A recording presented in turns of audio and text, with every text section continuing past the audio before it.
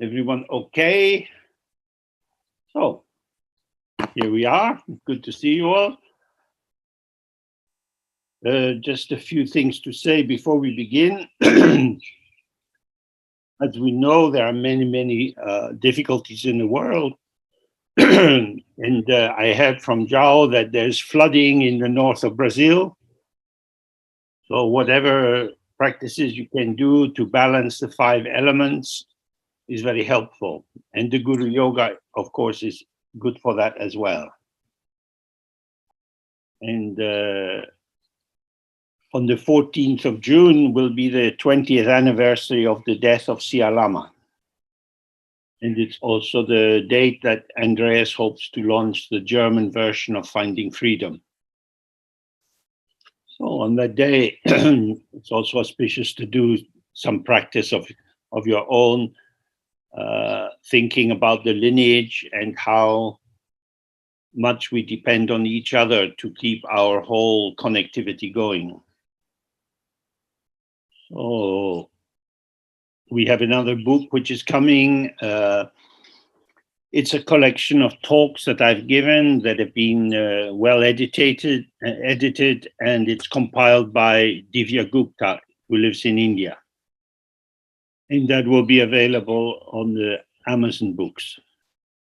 Because we're using them to print some of the books because it's much cheaper than the print on demand, the hardback print on demand. In this world that we inhabit, there are so many provocations operating at the moment. And these tend to bring the attention up to the surface, where we wonder what will happen next? What are the implications of this?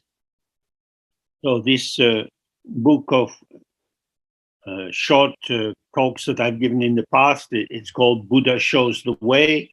And again, it's an encouragement not to get carried away by the flow of events. What is very important, of course, is not to hide from the world. Compassion or kindness manifests as connectivity.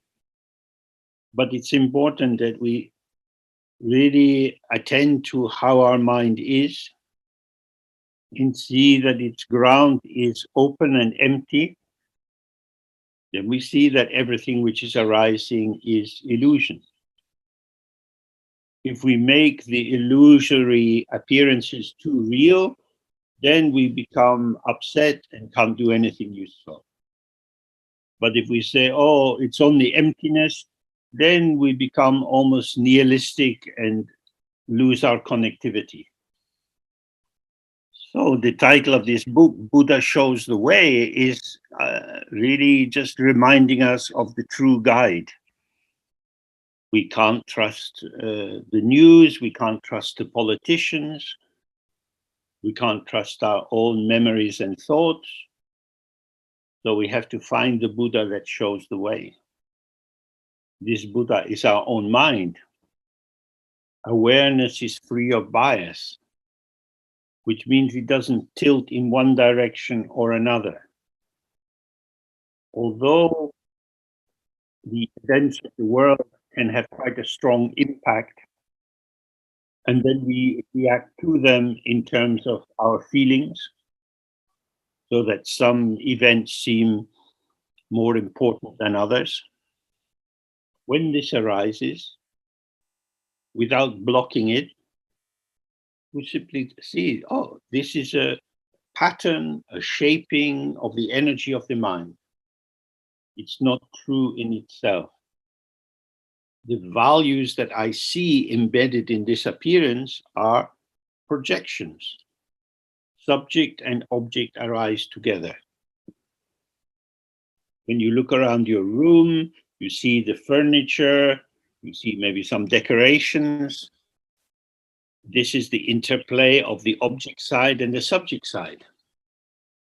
When we believe in duality, that is to say, when we believe that the subject and the object are truly split apart and separate and oppositional, then the interplay of subject and object creates the sense that each moment is real, something is happening. And then according to the impact of the moment, we are turned this way and that, moving towards what's happening or away from what's happening. But when we see that the ground of everything is ungraspable, in that this ground shows itself as the ceaseless display of these ungraspable appearances. The subject is not a thing, object is not a thing, but these are pulsations of potential, ever changing in their patterning. Then the unborn, illusory nature of all our experience is obvious. Whether you're happy or sad, you're healthy or sick, this is experience. The body experiences pleasure and pain. The body has rising energy and declining energy. Our speech changes in its tone, in its vocabulary, in its intensity according to circumstances. So this is the key point for us. Although everything is empty and ungraspable, it is immediate and here. So if we are here, relaxed, open, and present, we have the optimal opportunity to relate to what is occurring. But when we apprehend or when we seem to take hold of a moment because it seems strongly real or important, then our open panoramic vision collapses into being locked onto whatever we have fallen in line with. And when we are in that encapsulated mode of attention, it is as if there is something real for us to think and talk about. Language works for us because it's a system of simplification. So in English, we can say the Russians have started a war in Ukraine. But for sure, there are plenty of people in Russia who hardly even know there is a war in Ukraine. Nations themselves don't go to war. People go to war under the power of a thought that says this is necessary. I need to attack these people. I need to defend my people. Who are these people that I need to attack? The enemy. So when we attend to the Dharma teaching and we do some meditation practice, we start to see how completely mad this is.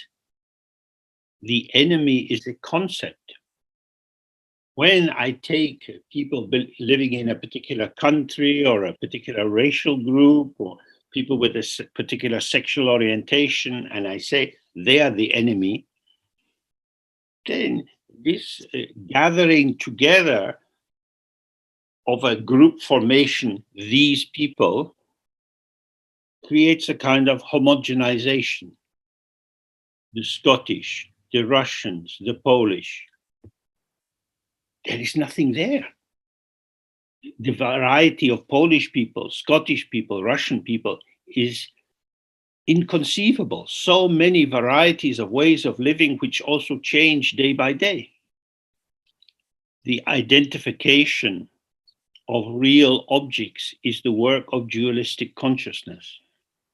So when we relax and open, we are here present in the flow of experience. As the teachings say, don't hold your mind inside, don't hold the world outside. It all comes together. Moment by moment, just this, just this, just this. As soon as it appears, it's vanishing. Like a wave rising in the sea, it's already collapsing. Like your breath going out, it's already coming in. Like your breath coming in, is already going out. There is occurrence, there is experience, but it's not the appearance of something. It is how nothing or openness or infinity appears. For example, the light in the sky is difficult to see. The light is revealed as it strikes some object, a cloud or an aeroplane or a tree. And it looks to us as if the tree or the cloud or the plane has a particular color. But as we see with the rainbow or with light going through a prism, the potential of the clear light manifests in relation with the potential of the object. That is to say, our experience is co-emergent. The patterning of the illusory subject, the patterning of the illusory object move together, giving rise to this experience that the tree has a brown trunk. But the brownness of the tree trunk is part of a conversation between the capacity of our eyes, the nature of light, and the surface of the bark. The quality of what is arising is influenced by, and indeed largely dependent on, the quality of our participation. Am I available to receive what is offered by the tree, by the rainbow, by the cloud?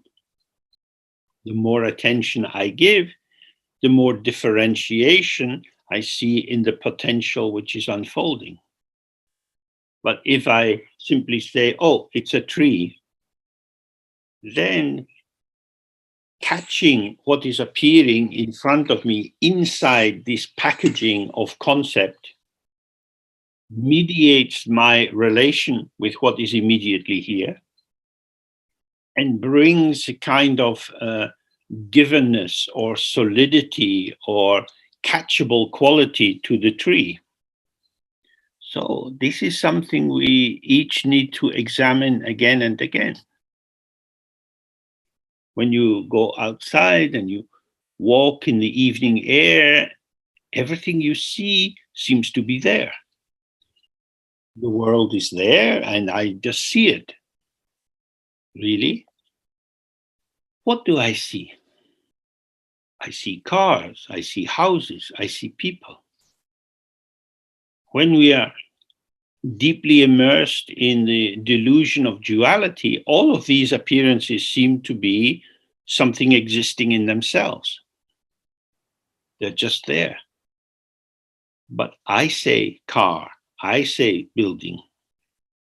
I apply the organizing concept of car onto this shape in front of me. If I don't observe through the filter or the lens of the concept car, what do I see? I see shape and color.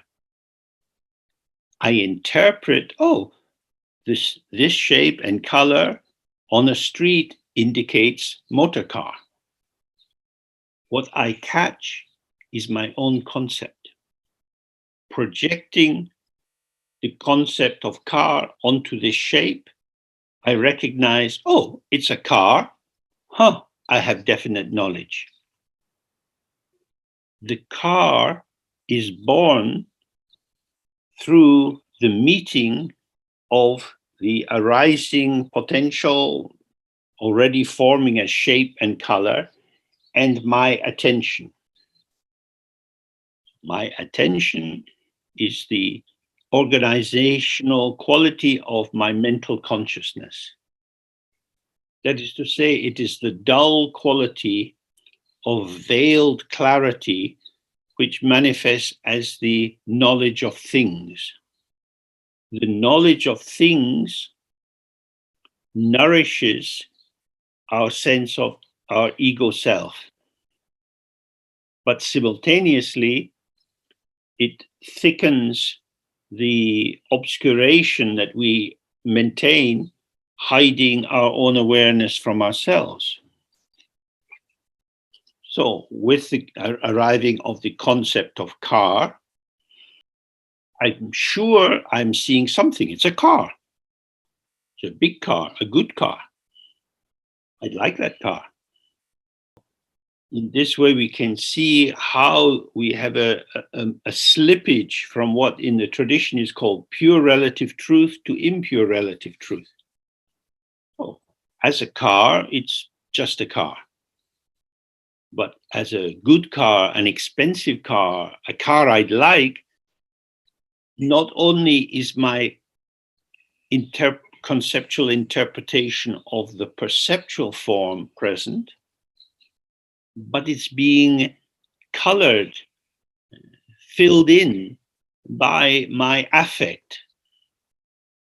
Because I like this car, my attention is taken towards it.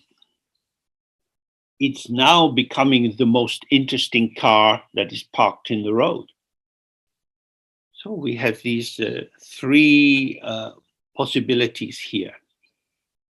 The world, which seems vital and alive to us because it evokes our emotions of liking and not liking, which is a world of differentiation in which people and objects are seemingly more or less inherently interesting. The qualities we seem to see in the object, we take to be inherent in the object. I'm merely an observer. I just see what's there. It's obvious to anyone this is the best car in the road.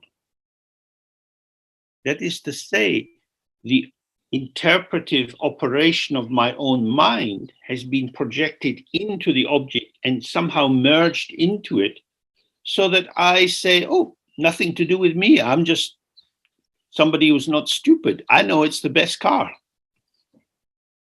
Now, if we can start to recognize, oh, this is a bias coming from me. Different minds generate and project different opinions. And I can, on the basis of this, release the projection of best car so that it's just a car. There are 20 cars parked in the street. They're all cars. The simplicity of appearance is more available to us. I'm not distorting the objects by my own affective response. So that's what we call the pure relative truth. Something appears, but we don't intensify this experience with emotion, especially the five poisons of assumption, aversion, desire, jealousy, and pride. So then we see people. Now, if we have the pure relative truth, if we have the thought, may all sentient beings be happy, that's more workable. Because if I'm in impure relative truth and I'm projecting an emotional or a distorting value into the different people and animals I meet, then I see some people as attractive, some people as not attractive. I see some people as belonging to my group and other people as belonging to the other group. And this perception under the power of binary opposition makes it very difficult to have a universal welcome. May all beings be happy. So, from the point of view of impure relative truth, it makes sense to say, may all my friends be happy and may my enemies not be happy. Because the people who are not my friends, they are potentially my enemies. Now, to say friends and enemies are the same, that would be ridiculous. My friends are the people I like. I appreciate their qualities. I feel they are good people. Whereas my enemies, they are dangerous, unpredictable. I'm suspicious of them. I'm not sure what they're going to do. So, from that point of view, where our own biased emotions and positive and negative perception is projected out, friends and enemies are not the same. This is why in Mahayana Buddhism, we spend a lot of time reflecting on the equality of all sentient beings. All sentient beings have been my mother in a previous life.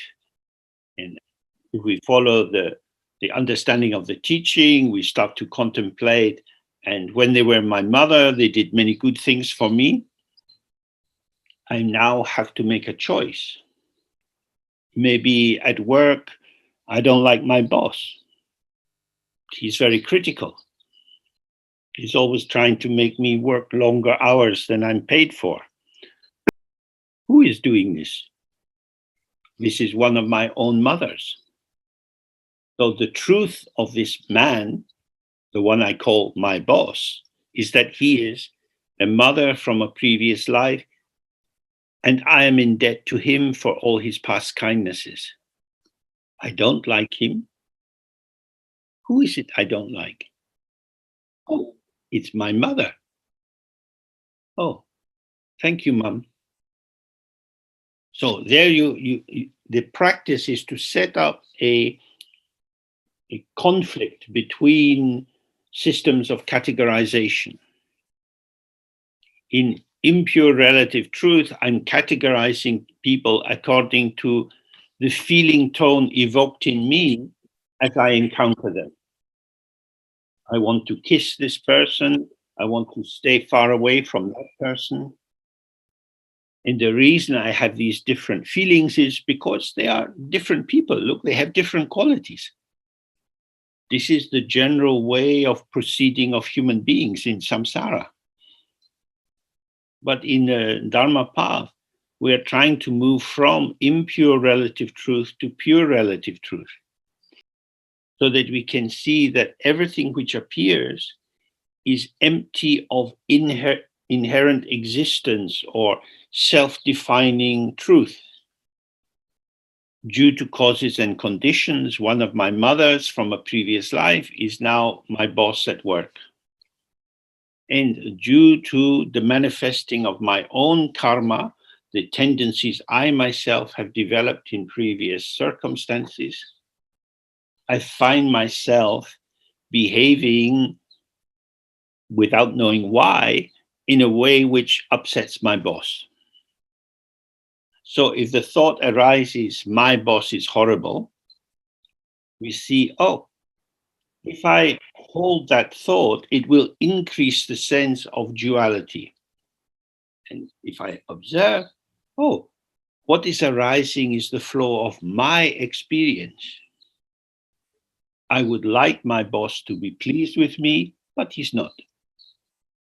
So instead of blaming the boss, I look at the flow of my own experience and see that even an uncomfortable, unpleasant feeling is impermanent. So that, say, I'm a little bit anxious and afraid around the boss. I look and I see, oh, this is my mind. The quality of the boss is allowing me to experience anxiety. I'm experiencing the instability of my own ego self constellation. How wonderful to have a horrible boss.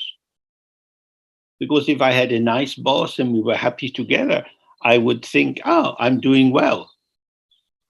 I got a job, I got a place to live, I have money to eat, I'm okay. Then I would fall asleep. But due to the wonderful, unpleasant qualities of my boss, I am thinking, fuck, what is the meaning of my life? It is because of my boss that I have to practice the Dharma. This boss's nastiness and selfishness is a strong support to my practice. This is the way that we proceed according to the Mahayana view. We need to always return to our mind and observe the dynamic of the interaction between subject and subject, or subject and object. And the more we do this, the more we see the illusory nature of these phenomena. My own mental activity thickens the object and gives it a density for me. If you go to an art gallery, you look at the different paintings, and some become important for you and others you don't really have much connection with. When we look at the painting, we are looking at our mind. If you relax in the out breath and you just observe how your senses seem drawn towards one painting and away from another, then you see, oh, this is my experience. You see some people standing for 5 minutes in front of a painting and you think, why would they do that? There's nothing much there. It's not in the painting. They are having an experience which is the co-emergence of the quality of the painting and the emotional, sensory experience of the individual. And what will arise for you at that moment depends. According to your mood, your energy, whether you slept well, whether you need to go to the toilet, you have more or less availability for the painting. It is an experience. The painting is a potential. You are a potential. The interplay of these potentials is this moment of experience. So when we say something like, that is a wonderful painting, we are saying nonsense. It is wonderful for me at this moment. But when we come to these solidifying conclusions about this painting is better than that, this motor car is better than that, although this seems to be our ordinary way of proceeding in the world, such comments arise from perception infected with the first of the 5 poisons, with this dullness or opacity or habitual obscuration. It's the quality of perception by which we see things. That is to say, the thingness of the thing is the dullness of my mind. I take hold of this as something. This is the energy which drops us from pure relative truth to impure relative truth. Then liking and not liking happen very quickly. Do you like this kind of mango? First, you have to have a mango. Something is there. It's a fruit. It grows in hot countries. Mango is a concept. There are many, many, many kinds of mangoes. Some are very soft. You squeeze them and then you bite a hole in the skin and squeeze the pulp in your mouth. Some are very big and the flesh is more firm and you couldn't eat them in that way. But we say mango. So now we have something to talk about. But what is mango referring to? I like mangoes. Yeah, but mostly the mangoes they sell in my supermarket taste of cardboard. I don't like them. I like the real mangoes. If you hear yourself thinking or speaking, you know, I am crazy. I am using this packaging of the concept of mango to create something which doesn't exist. Somebody says, would you like a mango? Oh, yes, I like mangoes. No, I only want a mango if it tastes good. Just because you call it a mango doesn't mean it will be delicious. The mango is referring to a potential. That potential will be revealed in the moment that it touches my lips. This is very important if we want to understand equanimity. If we see it is the working of my own mind which creates the peaks, the high mountains, and the valleys. Everything is equal in its emptiness. That doesn't mean everything is homogenized and bland. Chili and honey don't taste the same. They have a particular impact when we taste them. But what is the taste of honey? It's just this. And a hot chili is like this. It's already spreading through the mouth, changing with the saliva. It's part of a conversation. The chilliness of the chili is revealed through its destruction. The honey releases its flavor as it dissolves in the saliva in my mouth. You can't catch it, but it's undeniable, it's there. This is appearance and emptiness. If we stay present in the moment of the revealing of the experience, we can be refreshed by the freshness of the moment. But if we go into evaluation and we think about what is this taste, then the space of direct experience is being filled with associative concepts. So we don't have to block experience. We attend to how we can apply excessive conceptualization to the moment. Dzogchen, Dzogchen is translated as great completion or great perfection. So when you have some honey and you put the spoon in your mouth, it is just this. It's perfectly this. If you're fully open to it, it's simply this. Perfectly, completely this. What is it? You can't say. The completion of the experience is not dependent on conceptualization.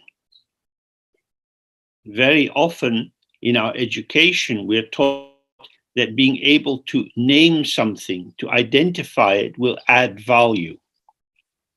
In terms of the semiotic web of samsara, of dualistic concepts, that's true. But in terms of awareness, the conceptualization hides the immediacy of the experience from you. You think about what has happened rather than opening to it. And the danger, of course, is as soon as you think, what is it? Then you come in with value judgment. It is very good, it is very bad, I need to buy more of this kind because they're the best, and so on. So when we sit in the practice and we're just relaxed and open, experience is flowing through and through and through, and it doesn't need our comment.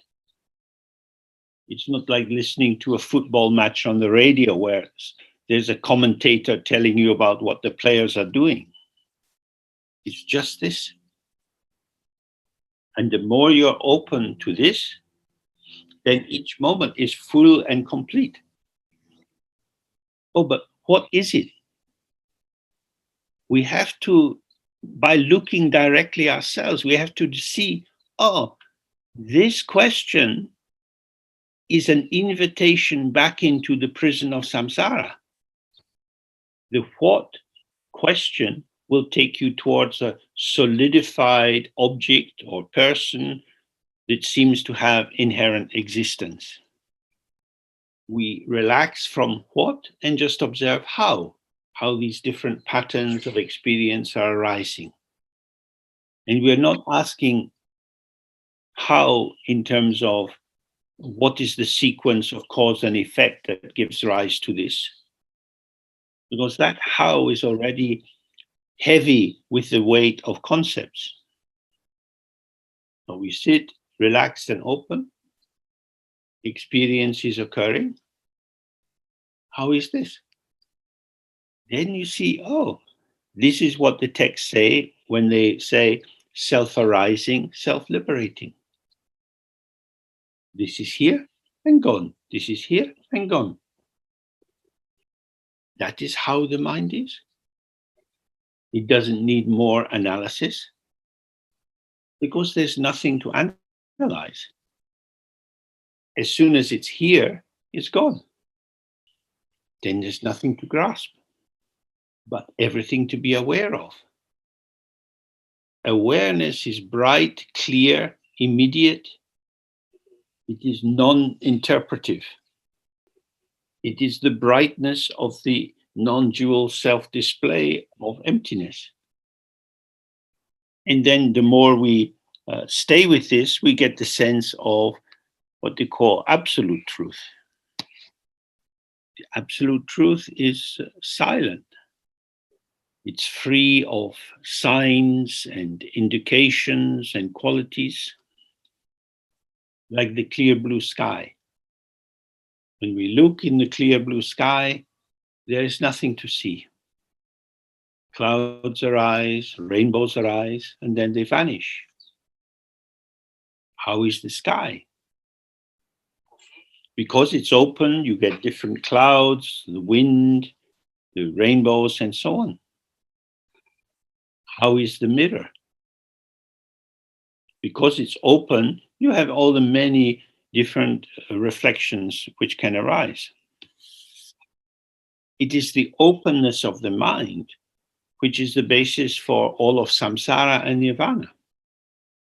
If you see that your own mind is not a thing, that you're not a someone or a something, but you are this immediate, ungraspable appearance, which is self-present. It's not made by anyone. It's not a product of anything. And it's always full and always empty. Your mind is always full. There are thoughts, feelings, sensations, memories. And it's always empty because it could only be full if it was empty. If your mind is full of something like an obsessional thought or a mood of depression, that creates a distortion of your availability. But if you release your identification with the obsessional thought, it simply arises and goes. Then you can see, oh, the reason I have strange thoughts is because my mind is unafraid of anything. The mind is vajra, indestructible. I have wasted my life. Thought comes and goes. Oh yeah, sometimes it's like that. I hate myself. I wish I'd never met you. These are just some of the many things which come and go in the mind. If you ask, yes, but what do they mean? When they come, why are they coming? Then you are lost.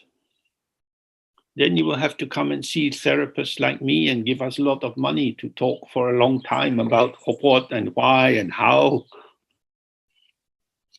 There is no what. It's already gone. Psychotherapy is ghost work. I feel I need to talk more about my mother. Mama's gone. Bye-bye. But it feels unresolved. I need to work on this. If you turn your mum into a what, then you can work for a long time. But if you're present in the moment the thought arises and you have a happy thought about your mother or a sad thought, you miss her, whatever, it's there and gone. When you see the mind is truly empty, then you don't need to block whatever is arising because it is self-liberating. It vanishes by itself. Now we can take this view and apply it to these troubles of the world. What we experience is experience. What we conceptualize about experience is a reification, a solidification. When we think about climate change, we can observe how these patterns of arising are all on a general level manifesting cause and effect. And if you want to ensure that the world climate doesn't increase too much, then there are things to be done.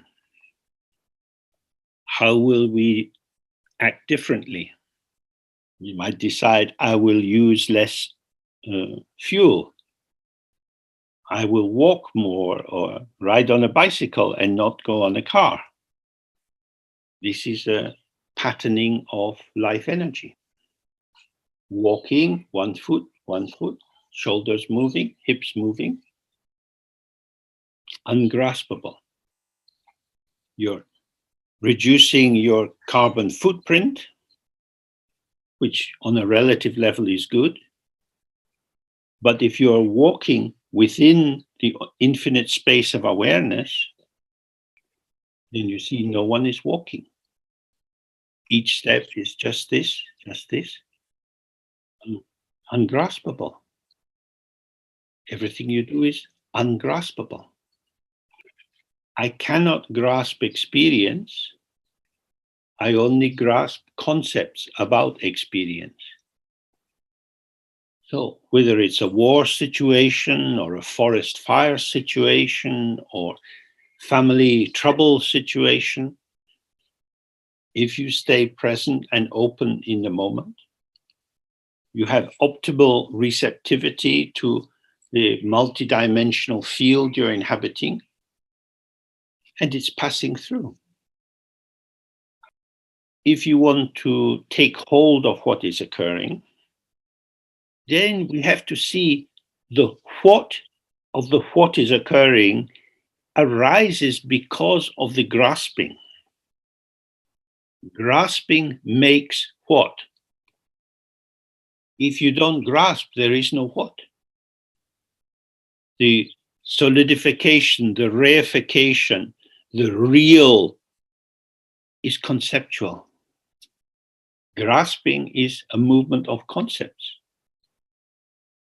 So if you observe your own mind, you see, I use so much unnecessary energy, so much meaningless activity, creating this and this and this. What for?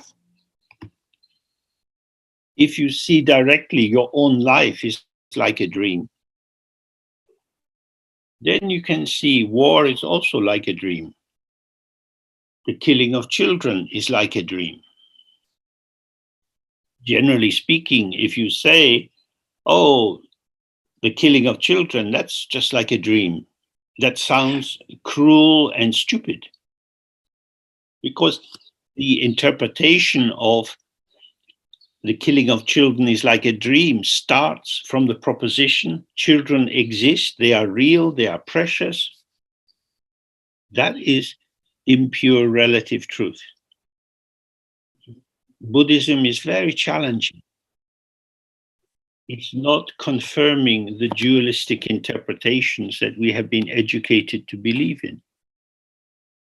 So if you stay present with phenomena, you will experience their impermanence, their ungraspability. There is nothing there. And yet this nothing, ungraspable, unborn nothingness, shows itself as the ceaseless display of experience. The wisdom of emptiness, of understanding or appreciating emptiness, is inseparable from the all-pervading kindness, which is inclusive of all forms of sentient being. So in Buddhism, when we talk of compassion and kindness, on the outermost level, that means feeding people, giving them clothes, and so on. But on a deeper level, kindness is to help free sentient beings from the weighty burden of dualistic perception. And in order to do this, we also need to be free ourselves from reifying other people, covering them in our judgments, our assumptions, our projections. Then whether life is easy or difficult, we can be equanimous, we can be open and even to everything which occurs, responding very precisely to the details of each situation, but without solidifying them. Then the wonderful, creative, intuitive plasticity of your body, voice, and mind will keep fresh and connected. So now our short time together comes to an end.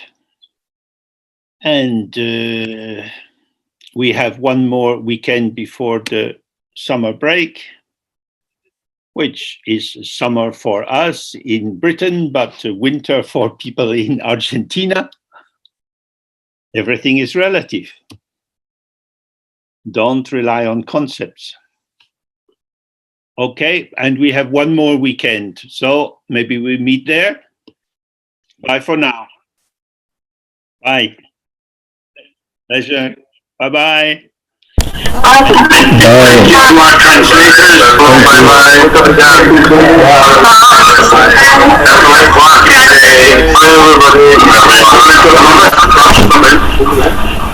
Bye.